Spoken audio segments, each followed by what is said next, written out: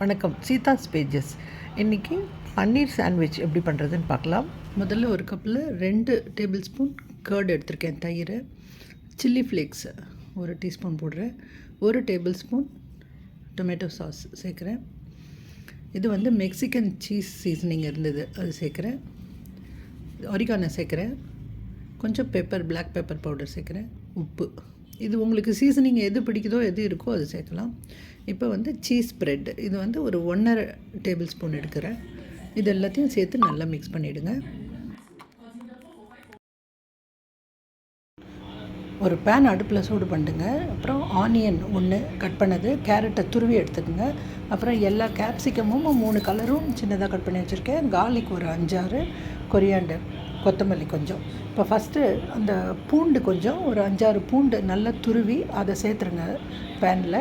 1 spoon எண்ணெய், 1 spoon மிளகாய்த்தூள், மஞ்சள் தூள் போட்டு அந்த பூண்டு கொஞ்சம் வறுபடணும். வறுபட்ட பிறகு இந்த வெங்காயத்தை சேர்த்துருங்க. வெங்காயத்தை சேர்த்து அதையும் நல்லா வதக்குங்க. இதில் கொஞ்சம் உப்பு போட்டுக்குங்க. கொஞ்சம் எண்ணெய் வேணும்னாலும் ஆட் பண்ணிக்கோங்க. இது கொஞ்சம் நல்லா வதங்கின உடனே கேப்சிகம், நான் கலர்ஃபுல்லாக இருக்கணுன்றதுக்காக 3 கலர் சேர்த்துருக்கேன். நீங்கள் 1 இருந்தாலும் கூட பரவாயில்ல.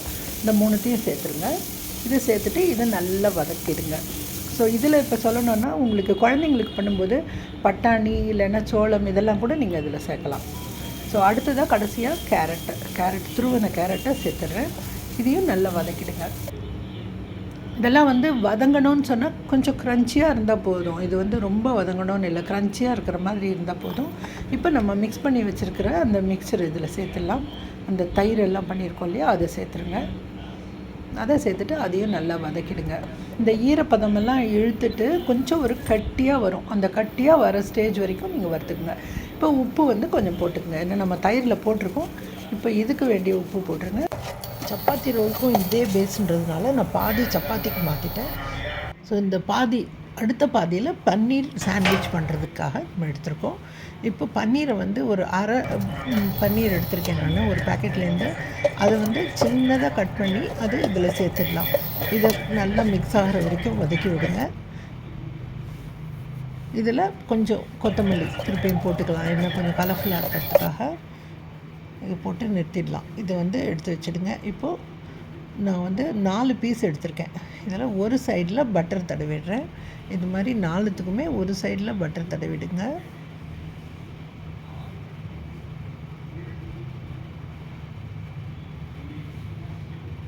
இப்போ இதுக்கு நடுவில் அந்த மிக்சர் எடுத்து நம்ம வச்சிடலாம்.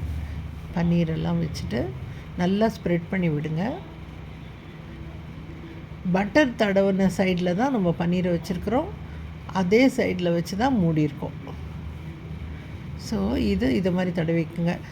உங்களுக்கு குழந்தைங்களுக்கு கொடுக்கறதுக்கு இன்னும் நல்லா கிறிஸ்பியாக வேணும் அப்படின்னு நினச்சிங்கன்னா, வெளியில் இருக்கிற 2 சைடில் கூட நீங்கள் பட்டர் போடலாம். ஸோ இது அடுத்ததுலேயும் ஸ்டஃபிங் வச்சுட்டேன். இதை வச்சு மூடிடுறேன். நான் இது கொஞ்சம் போதுன்றதுனால இந்த தோசை கல்லுலேயே கொஞ்சமாக பட்டரை தடவிடுறேன்.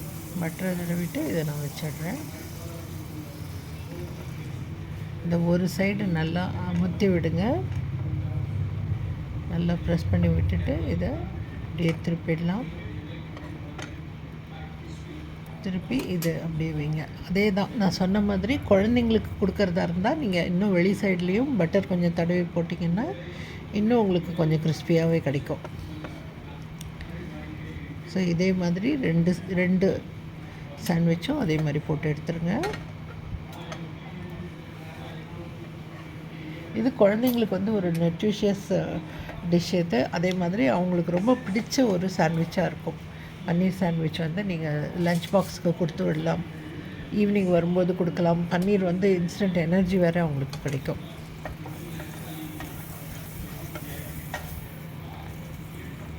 ஸோ அடுத்த பீஸும் அதே மாதிரி போட்டு எடுத்துருங்க.